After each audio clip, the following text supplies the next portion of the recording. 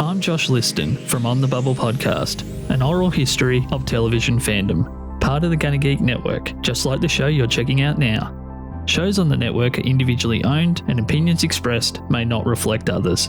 Find other awesome geeky shows at GunnaGeekNetwork.com.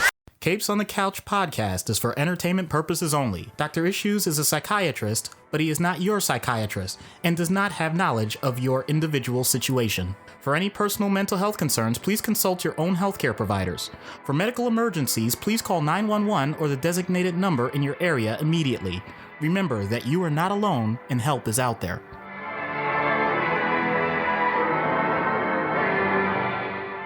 Hello and welcome to Capes on the Couch, where comics get counseling. I'm Anthony Sitko. And I'm Dr. Issues. This is issue 178, and we are closing out Marvel Cosmic May with a look at the original Nova, Richard Rider. So we did Sam Alexander 2 weeks ago, and then we sandwiched Galactus in the middle there, and now we're back to the original Nova, the OG, Hal Jordan. Richard Rider. Sorry, it's just reading at least the background. There's a lot of commonalities here in the origin with Green Lantern, especially Hal Jordan. But I just want to remind everybody again, next week is the last episode of season 9. We'll be doing Miguel O'Hara, Spider-Man 2099, to coincide with the release of the Across the Spider-Verse, Into the Spider. Is it Across or Into? I forget which one. I think it's Across the Spider-Verse. Yeah, Into the Spider-Verse was the first one. Across the Spider-Verse is the sequel. So Across the Spider-Verse, we're going to be doing Miguel O'Hara. In any case, let's jump right to it then, since we're not done with season 9 yet. So let's get into the background. Richard Rider, one of the most unfortunate names in comics, if you think about it. Created by Marv Wolfman and John Romita Sr. in The Man Called Nova #1, September 1976. Interestingly enough, Richard Rider, or at least Nova, was created by Marv Wolfman about a decade earlier when he was younger. He just kind of came up with the idea for this character, and he worked it and tweaked it a little bit then. And then years later, when he was working for Marvel, he said, you know what? I got this other idea for a character, something I've been working on for a while, something I've been kicking around in my head. And so he pulled it forward and made some major adjustments to at least the backstory. The design was tweaked, but the character overall was completely revamped. So Nova Corpsman Rhomann Dey is dying, and he gives his power to Hal Jordan. High school student Richard Rider. However, he has no instructions on how to use these powers.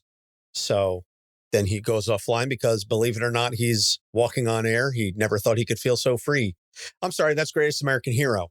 Wow, you're really laying heavy into this. Well, to be fair, this preceded Greatest American Hero, but the idea that, I have these superpowers and I have no idea what to do with them, it kind of stuck with me. And on a side note, my high school track coach once told me that I reminded him of the guy from Greatest American Hero. Oh, in the sense of, basically a doofus. Wow. Oh, yeah. Yeah. Mr. Smith was not really a nice guy if you weren't like an elite athlete. So I digress. So after some adventures on Earth, he travels to space where he helps the Xandarians battle Skrulls and other enemies. He returns to Earth and gives up his powers. This is the first time that Richard Rider loses his power. We're going to keep track, folks. But after struggling without them, he regains them and joins the New Warriors. Garthan Saal, a Nova Corpsman gone mad, strips Rich of his powers, second time, so he can rebuild Xandar after Nebula destroyed it. Saal is defeated and his powers are restored. He defies the Xandarian Queen in an effort to save Earth and is stripped of his rank and his powers, third time. But when his replacement sacrifices himself to stop the Death Storm, he is returned to glory. Then we get into Annihilation, the early to mid-aughts cosmic focus, a lot of Abnett and Landing stuff. We talked about this with Galactus. We talked about it with Richard Rider.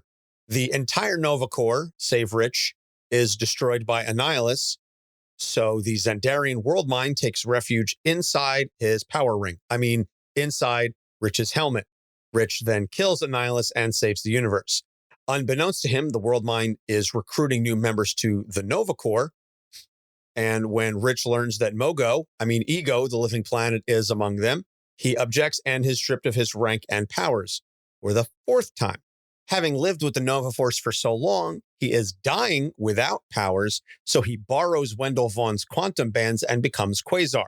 After saving the Corps during War of Kings, Ego is removed from the Nova Corps ranks and Rich is restored as a Centurion.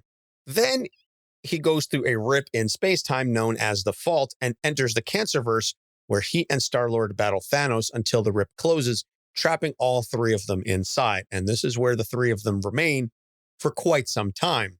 Star-Lord and Thanos later get a hold of a cosmic cube that frees them, but Rich remains trapped. This story is told during the Bendis run on Guardians of the Galaxy, which I was subscribed to at the time. And not having really read a lot of the cosmic stuff prior to this, I don't want to say it didn't land with me, but I wasn't aware of the importance of some of this stuff until much, much later. So I was reading these things going, oh, okay, well, this guy's still stuck in there. It sucks for him. Oh, it wasn't until later I was like, oh, that's Nova. Ooh, okay, that's actually kind of important. So when Sam Alexander, and you can go back and listen to our Sam episode, when he contacted the Xandarian World Mind to get information on his father, this alerted Rich and, long story short, allowed him to escape the Cancerverse. Unfortunately, because he was in there for so long, his body became a portal, and the inhabitants of the Cancerverse tried to use Rich to invade Earth. He and Sam help repel the invaders. They get a hold of a cosmic cube, and they come home. Then, once again, the entire Nova Corps was once again decimated. Seems to be a job with a lot of risks. And so Rich became an alcoholic until Annihilus showed up and asked for Rich's help to defeat the Cancerverse invasion. So after Rich swallows the entire Cancerverse, #because comics, he was killed by the Sentry, thus killing the invading forces. And then he was resurrected by Annihilus as a way of saying thanks. And it takes a lot to get Annihilus to say thank you for anything. So most recently, he took over as leader of the Guardians after Star-Lord was killed, which Rich blamed himself for until he started therapy. So see, it does happen in comics occasionally and not for joke purposes. Like I read the issue where he's in therapy and he's talking to the therapist. It's interesting stuff. Maybe for season 10, like we'll do like a Patreon thing where we'll have Doc read comics where characters are in therapy and say, okay, that's good. That's not what I would have done, et cetera, kind of graded on how accurate the therapy session goes. But in any case, we're going to take a dive into the issues. And the theme here is, don't worry, it gets better. I mean, worse. I mean, better. I mean, worse. I mean, better. And nothing displays this more than the constant flux of powers causes him numerous problems, because I think I may have even missed one. So there's at least 4, possibly 5 instances where he either gets stripped of his powers, or in one instance, at least he voluntarily gives them up only to get them back. And it becomes apparent and a point at, as we said earlier, his body starts dying because he doesn't have them. Yeah. So there are so many analogies I can make with this. The first one right on the surface is if you have a job and you have certain things that you're supposed to do in your role, and at some point you get demoted, or they just say, yeah, you're no longer a good fit for that. And maybe it's a matter of job hopping. You know, you just go from one place to another, same thing. And maybe it's a pattern of you start off great, and for whatever reason, maybe it's economic reasons and it's just a transient business, or maybe you just aren't as good at the job as you thought you were and people seem to sniff it out, whatever, not putting blame on it. But even if we're not talking about occupations, what if it's a situation where you have on again, off again relationships? You have friends that come in and out of your life. You have family members where you were living with them and it doesn't work out, but then you're desperate. You go back to them and it still doesn't work out. You go to the next family member and it doesn't work out with them. And whatever it is, the whole point is the idea that you have a pattern of behavior that on one hand, you do see enough of a positive that you want to keep what you have. And then sometimes the circumstances can be out of your control and you don't have what you want, or your own actions lead to responses from other people and you still don't get what you want. Either way, the point is you don't have what you want and you are now trying to find ways to regain what it is that you've lost. It can be as simple as trying again in the exact same pattern, the exact same way. And for some reason, you're able to do it all over again. Maybe you have very forgiving people in your life. Maybe you have made significant changes. I don't know. But you've established that this is the way things are. And ironically, the instability itself becomes routine. You've actually trained yourself to recognize that you're going to have this boom and bust cycle in your life of what happens. When things are good, they go well, and it seems like it'll never end. When things go bad, it's doom and gloom, and maybe this will just be the new version of it. But at some point, things are always going to change. So on one hand, some people learn to ride that wave and they actually find some level of consistent enjoyment out of it. On the other hand, some people think that this is almost like, and ironically, we're talking about cosmic stuff, but somehow the universe is totally messing with them. And what's the point? And it almost leads to nihilism. Like, why would I even keep doing this if every time I take one step forward, I end up taking 2 steps back? So I'm not saying all of these things are guaranteed to happen, but for many people, that's exactly the case. And it really can influence how you go about just your regular day-to-day mundane life, even if those things aren't happening in the moment, because we all get trained emotionally with our memories to start to anticipate certain things. And yeah, it's going to lead in well into some of the other things that we're about to talk about. Yeah, you almost, I don't want to say you make things happen by your attitude, but I mean, because that's kind of the concept of the law of attraction. But if you're always in that situation where you're waiting for the shoe to drop, then that's all you're going to focus on. And it can take a lot to break that mindset. I can tell you, at least from experience, that it happened to me a lot early on when I was dating my wife, because all of my prior relationships had failed for one reason or another. So why wouldn't this one fail?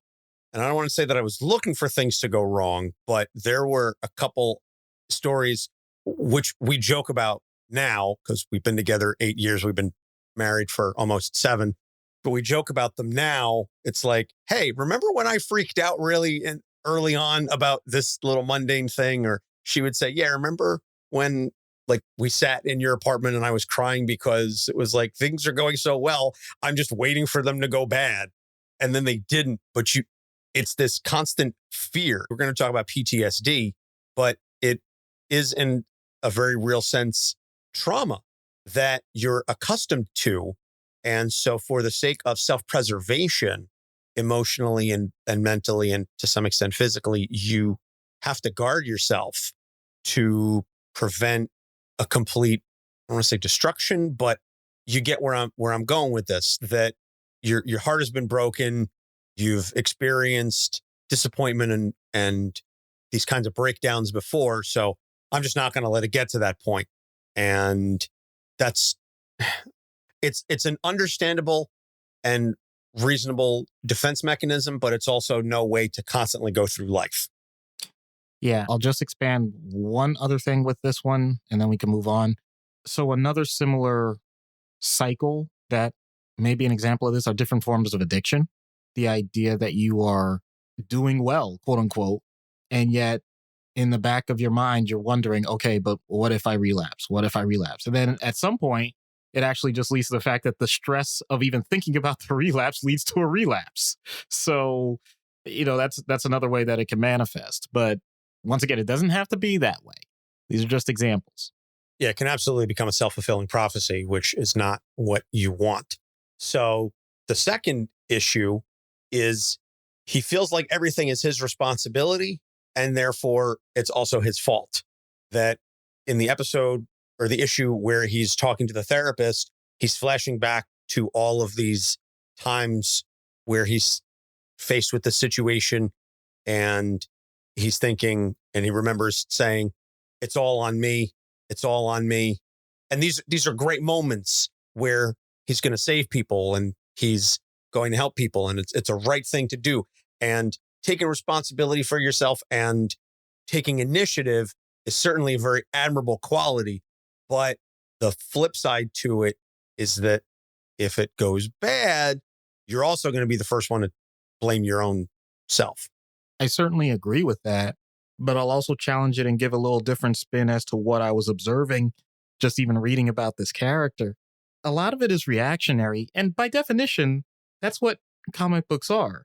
You have to expect that most events are based on people trying to do major, influential, and consequential things that, for the sake of a narrative, are going to be spun in a negative light, and therefore a hero type of character is going to have to save or fix it or battle against whatever is happening.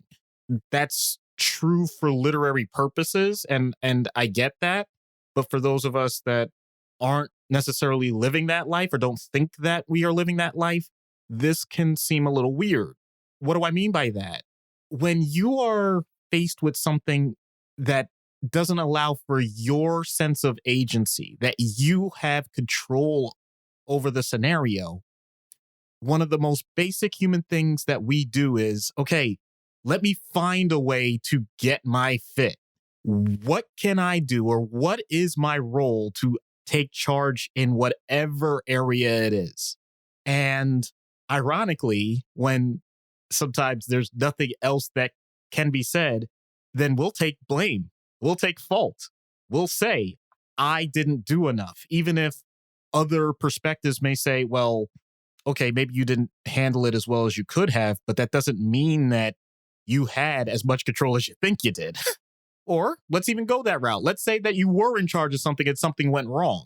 Are there other things that other people did that also played a role in it? Not necessarily saying that they need to take a role of having emotional blame or making someone feel worse, but it's okay to actually say that there are other things that happen that aren't directly in your wheel of action, in your center of control, your center of focus.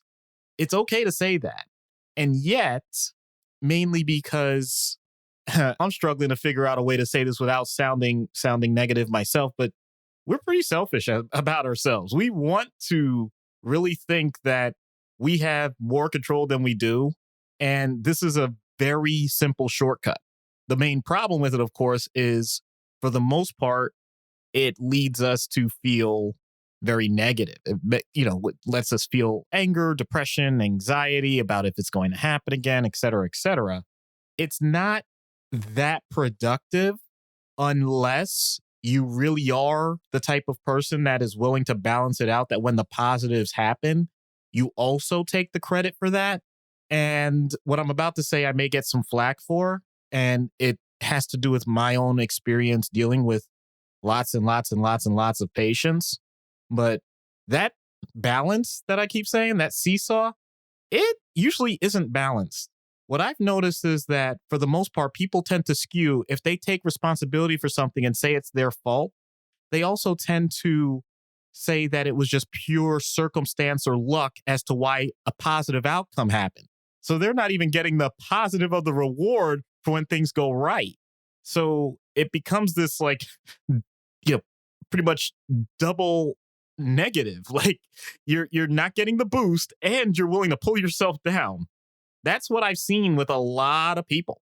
And the ones that do take credit when things go right, I've noticed, and don't get me wrong, I know that there are plenty of people that do both, but I'm saying from a patient standpoint, my experience has been those that actually do take credit and things are positive. Often when things are negative, the first thing they do is point out that circumstances just didn't fit or blame someone else. And if I'm wrong about this, I really do appreciate the feedback, but I do think that's what I've observed overwhelmingly. I'm going to slightly tweak a quote proverb, whatever you want to call it. Success has many fathers. Failure is an only child. The common expression is that failure is an orphan. I know a lot of people, and I'll throw myself in that category as well. Oh, if things are going great, yeah, we did it. We did it. If something goes wrong, it's on me. It's my fault. It's not the collective team's fault. And I think it's because there's this fear/guilt of not wanting to throw people under the bus.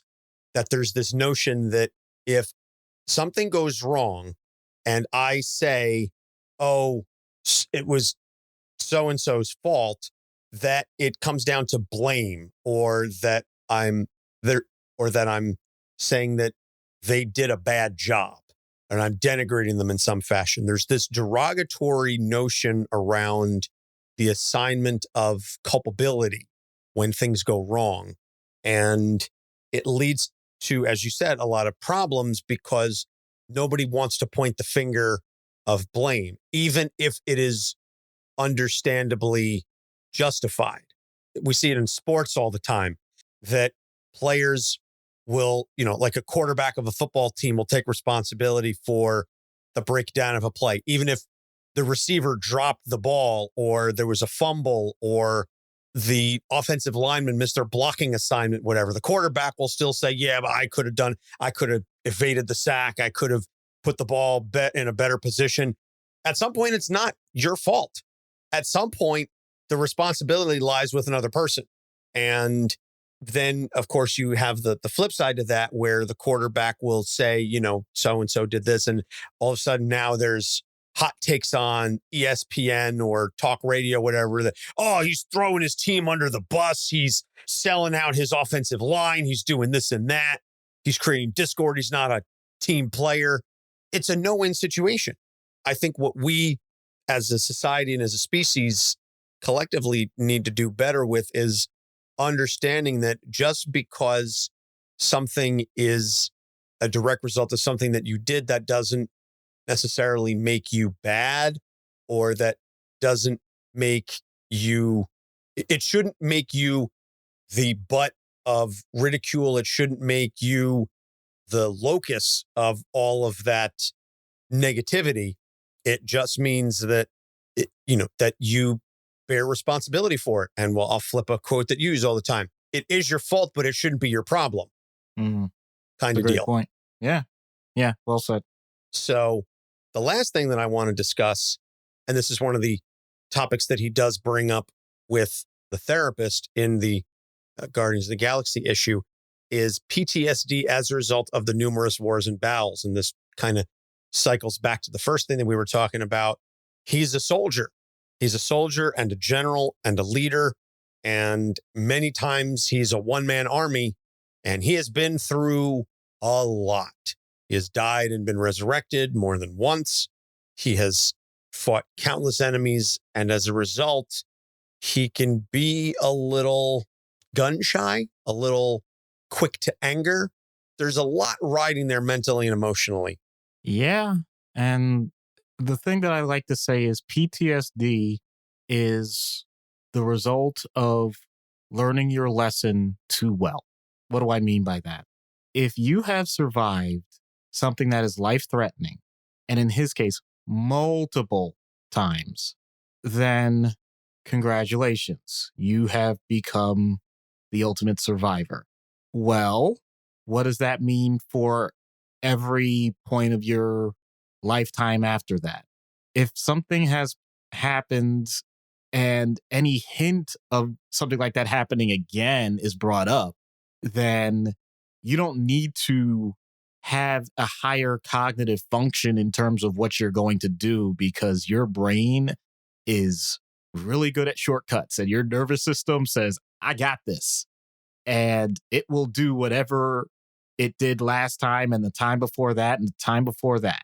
And just in case the person themselves may not consciously be aware of it, your brain has this amazing, and I'm using that sarcastically, has this amazing ability to say, well, here's a highlight reel. And it'll actually say, if you think that this might be a little similar, well, guess what? We're just going to blip it in front of you and you're going to be right there. That way, you'll know now, not just before, like I said, without conscious thinking. Now you can bring conscious thinking into it and do what you did before. Congratulations. You'll survive again. Except it's not the same scenario. It's not the same threat. As a matter of fact, it may be a very benign situation. So you didn't want to have that response, but you had it anyway. That's why it's a disorder. It's not just whether or not you're having these responses, because let's be real. If you or I permanently, like without choice, had to be on a battlefield, like including where you eat, sleep, and do all of your bodily functions and all of that while all the battle is going on around you and everything else, then in all honesty, that's not a disorder. That means that you're just going to have to do it as long as you have to survive. So be it. But once you're out of that environment and you still have those reactions, that's why it's a problem. And I think that does tie up everything else that's been brought up. The idea of, taking responsibility for your actions, making sure that you have radical acceptance of a situation with, if something is considered your fault, whether it is or not. Well, that's because if I do it that way, I know that means I'm more careful about blind spots. If I have had these types of losses before and things like that, I know how to either suppress them or just simply, channel it a different way so that I can continue to fight. That all those things still happen.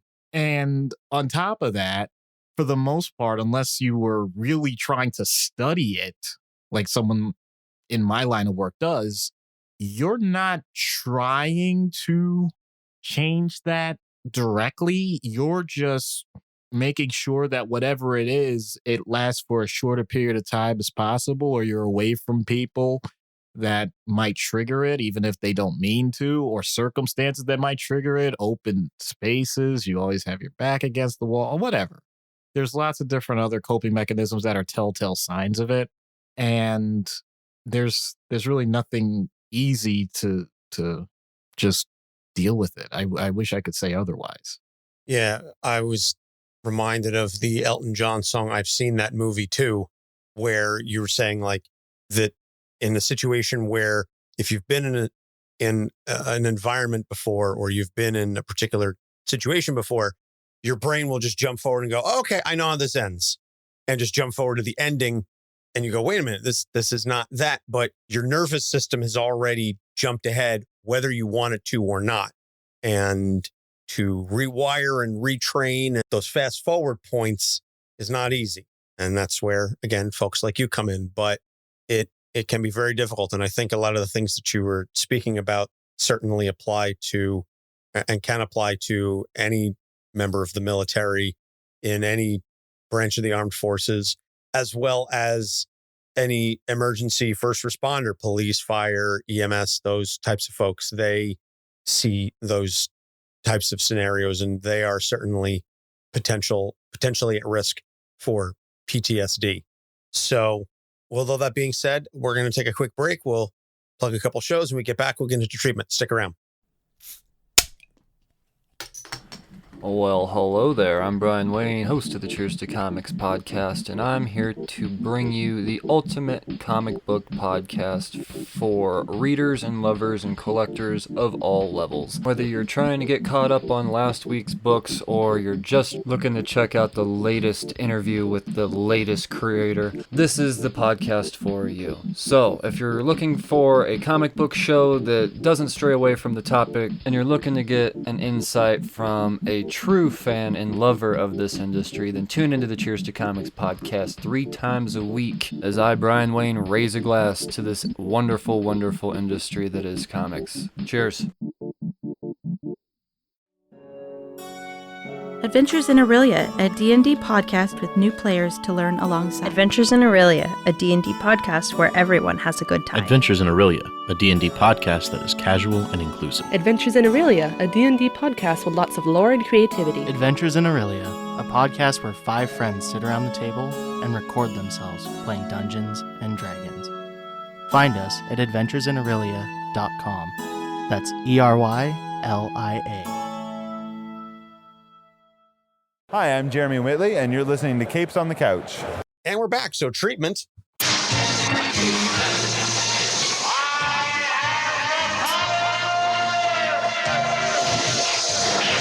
and then he doesn't, and then he does, and then he doesn't, and then he gets it back. What are you suggesting to Rich Rider in terms of treatment? So before we were recording, Anthony got to experience me fumbling through, which I do all the time anyway, but not as common for treatments. What I was fumbling with was trying to explain what I'm looking to do. I had the idea, and I hope this comes across as well as it does in my head. It goes back to the original point that everything that a comic book hero has to do is reactionary by definition. And so the heroism of someone like Richard has to do with fixing things that either have been done to him or are plotted against him as a result of other people's goals. So my whole point is, rather than reaction, I want Richard's action. He has these powers. And rather than trying to reverse the wrongs that others are doing as a result of either him losing those powers or manipulating those powers, what would he do to make an improvement in the universe? What would he do to gain something? And I don't mean that in the egotistical way of, well, he would just want more power. Ha ha ha ha ha. That's not what I'm getting at. Just the idea, if we really wanted to get philosophical with it, I mean, why does the universe itself exist? If there's a higher power, it's because they figured, well, got to do something. You know what? If you've got superpowers or something like that, and it has certain ways of manipulating reality itself, okay, do something. Cool, let's see. You know, and yes, I know there's huge risks with that, but it's at least different, because much of what we're talking about has to do with the completely negative anxiety and anger-ridden routine of loss and attempts at restitution and undoing.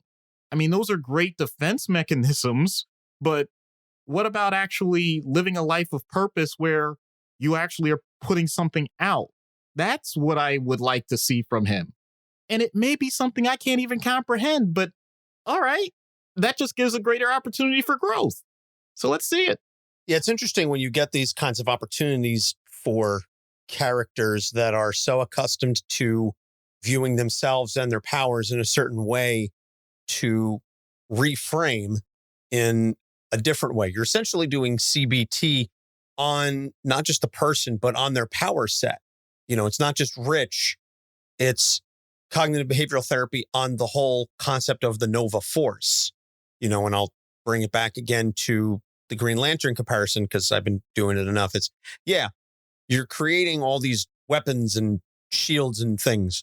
What can you create artistically? This is where, dare I say it, and I know I gave him a lot of flack in our Green Lantern month, this is where Kyle Rayner actually has a great advantage here.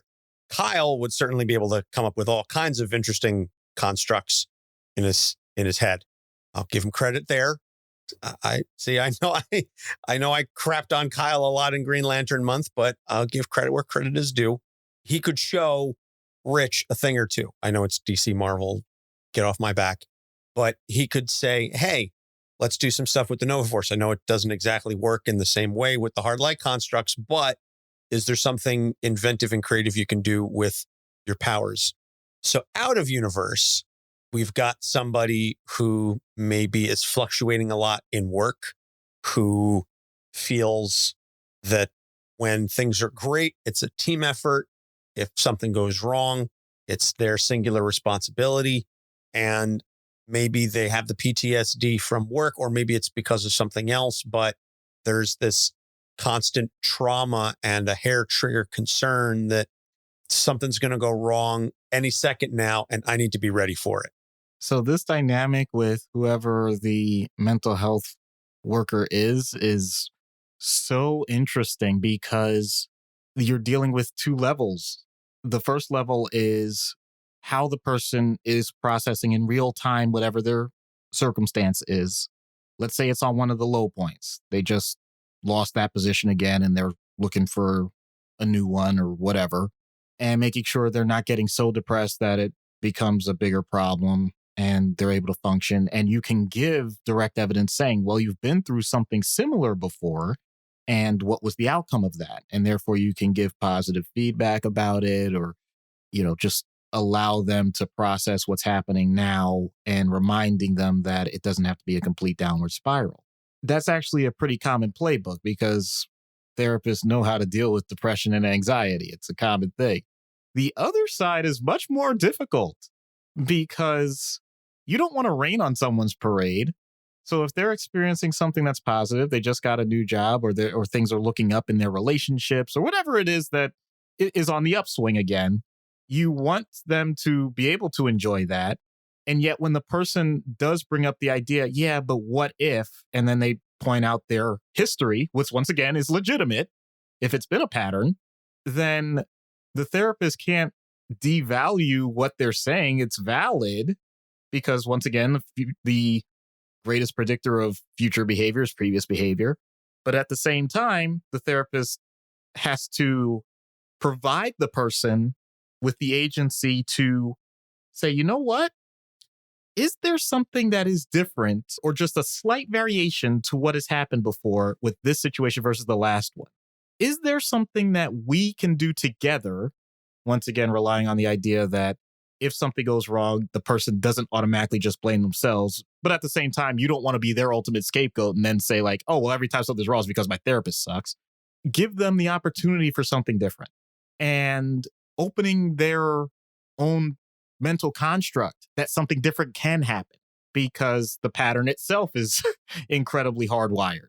So from that perspective, that's quite the challenge. That it really is.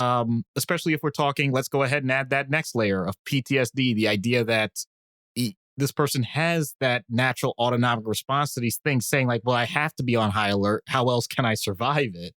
To which the point is, well, even if you give yourself just that respite during the good times, you'll be able to survive the low points even better than you did before. So maybe I can't change the person's entire pattern of how they react to situations, but maybe they won't be as angry or lash out when things change. Or maybe they won't project earlier than expected. So in other words, maybe I can't change the idea that the next relapse or something happens. Okay, how about it happens in 8 months instead of 4 months? How about instead of saying that my job is going to just completely disappear, you simply have a reduction in time, but you're still making a living wage? How about instead of saying this relationship is going to go up in flames, you guys actually just take a break for a couple of weeks and you notice that things can rekindle? Anything that you can do to show that there is a minor alteration to a pattern can lead to the pattern changing more and more each time, to the point that it's almost indistinguishable from what you would say was happening prior to your intervention. And maybe that's too egotistical for me to say as a counselor or a therapist, as a doctor. But at the same time, what else will we be looking at? Just doing the same thing over and over again? I'm not going to say what that is, colloquially. But that, I think, would be the worthwhile goal. Yeah, it's getting them to realize eventually you make those gradual changes. And that's where the growth comes in. That you didn't get to where you are overnight. You're not going to get things back to a more positive outlook overnight. It is gradual. And you have to look at it on the long term, because the day-to-day can be frustrating. This is something that can be very difficult for people to understand. And we've talked about this before on the show, that you can't catastrophize a bad day. They will happen. It's the nature of the beast. You're going to have a bad day. It does not mean that you are going to have a bad life. It does not mean you are a bad person. And so that's, again, where the CBT comes in, and getting them to accept and acknowledge the gradual nature of these kinds of things. And that's also why you need multiple sessions of therapy and not 2 or 3 discussions with a person and go, okay, I'm good now. No, doesn't work like that. Nope. So hopefully you get a lot of sessions with Rich Ryder on Dr. Issues' couch. Hello, Richard. I'm Dr. Issues. Hello, doctor. So what can I do for you?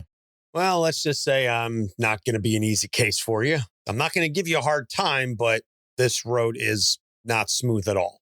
Welcome to challenge. You say that now, but when I start telling you some things, it's honestly, it's not even about the confidentiality. This is just some serious stuff. A lot of death, a lot of pain, tons of anger. And frankly, that's just when things turned out okay. You're building up to a multitude of events, and I don't even know the basics about you. Yeah, I get it. I wish you could fast forward through this stuff or just at least leave off exactly where my last therapist did. Is that too much to ask? I mean, do I have to repeat this every time? No, of course not. Well, I gave you permission to look at my files. Isn't that enough? I mean, what, you can't stomach to read it or something? What? No, I just want your take, not someone else's. Oh, what, so you think my last therapist was a kook? Would you think it was that bad? Whoa, you're rushing to judgment way too early. Of all the people I get to take my stuff out on, I get someone who wants to start from the beginning, as if it wasn't bad enough going through it the first time.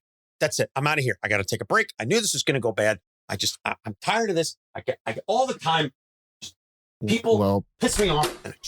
Well, this is going just great. Oop. Yeah. Well, I might as well rip a hole in space-time. That ought to really freak someone like you out.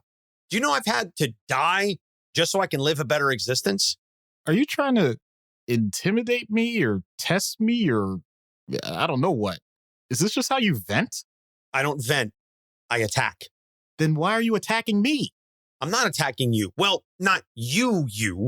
You just happen to be there. It's not like that. Richard, I'm the only one here. I get that you have no other target, but it's not productive to yell at me right now. I'm not taking it personally, but I'm still a person. Oh, you're a person. Oh, Doc has feelings. You know, if you were out in space with me, you would not last long with that attitude. You're not trying to recruit me. I'm here to help you, remember? Yeah. Call it experience dealing with cosmic madness. There's no excuse for my disrespect. This line of work just makes me jaded. Well, I've heard worse, just not before I got to know. You know what? Screw the background stuff. It's obvious that it pisses you off. What I'll focus on instead is, what do you want to change about how you're feeling right now?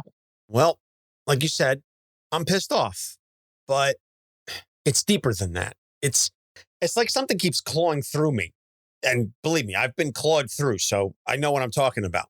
But it's not others. It's something about me. Like I'm not feeling how I should feel. Does any of this make sense? All right, let me see if I understand. You have intense responses to your current state of mind, and it doesn't match with what you should be feeling based on what you know about yourself. Something like that, I guess. Then what should you be feeling, if you don't mind the air quotes? I shouldn't even exist, you know? I should have been dead and buried a long time ago. But I'm still kicking and kicking ass while I'm at it. So, survivor's guilt? No, I'm grateful. But how many times do I have to go through this? I don't have a crystal ball. Well, frankly, even the ones who have that type of power treat me like a wild card anyway, or they take my power. Sometimes I wonder if I should fight to get them back at all. Then I get pissed off even more, and I double down, and I just promise myself that if I ever get them back, I'm not going to lose them again. How many times? Like, how do I keep going? Well, you were right. I mean, from the start, you were right. This is not a smooth road. If anything, you're like Sisyphus, perpetually pushing that rock up the mountain. I thought you were supposed to make me feel better. Hear me out. Look, this is going to be a matter of perspective. I mean, you've been entrusted with a task that's incredibly important, but therefore it shows to carry with it a perpetual burden that basically resets from time to time. Yes, you can view that as a curse, but... If you say that's a blessing, I swear I will... No. I'm saying it's variety. You've learned to adapt to the same goal in ways that most people haven't endured yet. I mean, that's beyond unique. That's a level of discipline that really can't be taught. If you continue to endure, then you're providing yourself with more ammo for unexpected challenges, even when the basic premise remains the same. Just think of it like this: sunrise, sunset, but no two are the same. You get me? You know, a part of me wants to rip your spine out through your chest and use it as a javelin to impale my next enemy, you optimistic, pious jerkass. But that can't be all there is to it, right? Like, I can't keep my powers be the end goal. It doesn't have to be. But you are the one who said that's what's eating at you. You know, you're becoming a complex study, so I'm sure we're just scratching the surface. And okay, fine. You think I'm an optimistic jerk. I'm just pointing out that I'm challenging your assumptions. All right, you got a bit of a bite to you after all. No whipping out. That's decent of you. Okay, hotshot. I'll tell you what. If you're willing to take my call, I'll reach out when I think I'm about to have someone get the drop on me. And I'll be waiting with some antipsychotics for the paranoia. What was that? Nothing. I'll be waiting. That's my point. Right. Well, I guess it's as good a time as any to wrap this up before I piss myself off again. Later. Goodbye. I'm not even sure how this works. Does my plan cover intergalactic calls? Anywho, Your Excellency, tribunal thing. Anyway, my point is, I think I'm going to take a break in my block scheduling for now. No, I didn't say I quit. I mean, your sense of time is so much different. Day is a decade to you, or vice versa. Yeah, it messes with my calendar. Plus, I had something unexpected. For billing purposes, my accountant doesn't know how to handle being one with the balance as a form of payment. So there's there's some details to work out. Ciao. Talk about cosmic slop. So Rich is going to call you if he needs you, but you're done with the cosmic stuff for a while. Well, I can't just abandon patients, so I have to be at the ready. But let's just say I expect some long gaps, maybe even lifelong gaps in terms of contact, depending on what scale they're working with. That's fair. They do tend to view things on a much different scale than you and I. So recommended reading, anything from the mid to late 2000s Cosmic Marvel stuff, Annihilation Conquest, War of Kings, Thanos Imperative, any of those books. We've referenced them before. It's all fantastic, amazing stuff. And the thing that I like about it is in Marvel, but you can read it separate from anything else that was happening with the Earthbound heroes, because there was a good portion of time where Cosmic was really off doing its own thing, and it wasn't impacting the Earth stuff, and the Earth stuff wasn't impacting it. So you could read it free and clear of whatever the Avengers were doing. Moon Knight ain't never going to show up in these kinds of stories. It's just, he's not. You're not going to see Luke Cage out trying to deal with eternity. Like, they're completely different, and that's okay. Different strokes for different folks. So upcoming episodes, we just got Miguel O'Hara, and that's going to do it for the season. So as always, you can find all of our episodes on our website, capesonthecouch.com. We're on Facebook, Instagram, Twitter, and TikTok at Capes on the Couch. And go over and check us out. We are proud members of the Gonna Geek Network. So go to GonnaGeekNetwork.com and look at other shows. You might find something that piques your interest, whether it's Better Podcasting or the official Gonna Geek show. They've got a host of content there. There's some really awesome folks over there. Join our Discord. We've got the links in the show notes as well. Join the community. Going to be engaging with folks even while we're on hiatus. Going to be doing some social media stuff. As I said, working on some ideas for branding and outreach, social media, things of that nature. So we got some good stuff coming up in the hopper that will be dropping over the next couple of months while we are taking a much needed and well-deserved break. Doc? So I can definitely say that Richard Rider has gone through some long and hard times, and sometimes he seems to get the shaft, but he does come out ahead even when they are sticky situations. Yeah. Good old Dick just manages to ride it through. We waited until the end to make the Dick joke. We waited until the end, but we had to stick it in there. For Doc Issues, I'm Anthony Sitko. Thanks for listening. I'll see you next week. Capes on the Couch podcast is for entertainment purposes only. Dr. Issues is a psychiatrist, but he is not your psychiatrist and does not have knowledge of your individual situation. For any personal mental health concerns, please consult your own healthcare providers. For medical emergencies, please call 911 or the designated number in your area immediately. Remember that you are not alone and help is out there.